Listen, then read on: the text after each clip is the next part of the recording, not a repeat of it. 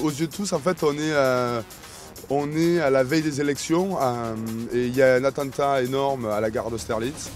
Et puis il y a un hacker qu'on ne connaît pas, un peu mystérieux, qui retrouve les images de la gare grâce à la vidéosurveillance et qui va se rendre compte que c'est pas du tout un groupe islamiste qui a commandité cet attentat et que c'est un jeune couple et un autre mec qui ont posé cette bombe. Il voit la bombe exploser, donc il replay cette séquence et il se dit c'est pas du tout ce que j'entends à la radio. Donc il va se mettre à suivre ce couple et cet autre mec pour commencer à comprendre finalement ce qui s'est vraiment passé. Il peut se transformer en justicier, il va vouloir rendre la justice, donc il va les pousser dans leur retranchement jusqu'à faire exploser le truc, quoi. Je trouve que c'est un vrai film de dénonciation en fait, sur les caméras abusives, sur la façon dont on risque de ne plus avoir aucune intimité dans peu de temps et tout ça. Donc pour moi c'est plus un film de dénonciation, c'est aussi un film concept parce que ça utilise des images volées tout le temps et tout ça. Donc, mais le définir après, j'aurais du mal. Il y a une vraie intrigue en même temps, il y a un côté vraiment thriller. On s'est dit, tiens, ça serait marrant d'avoir un thriller, un vrai, d'un point de vue unique, d'un mec qui suit l'action en direct finalement et qui va commencer à la monter en direct.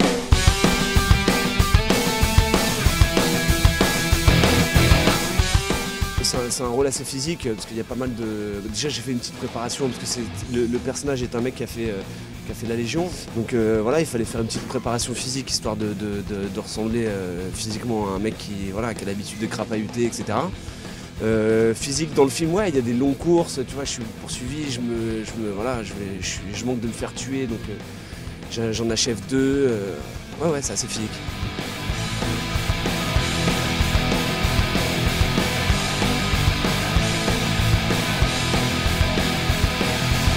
Alors là, la scène qu'on va tourner, c'est la première scène qu'on va voir dans le film. Et c'est la scène où on vient de déposer un colis suspect.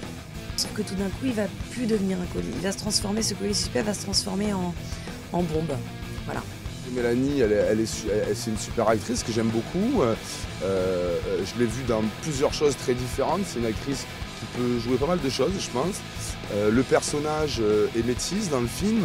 Il est français, son père est français et sa mère est marocaine. Ça le met en plus dans une ambiguïté par rapport à l'histoire qui est intéressante. Olivier Barthélémy, c'est la même chose. Je l'ai vu dans Chétan, j'ai flashé. Après, je l'ai revu dans le film de Romain Gavras, Un autre jour viendra. Je l'ai trouvé génial. Il a une forme de brutalité comme ça dans le jeu. Il est hyper instinctif, très physique.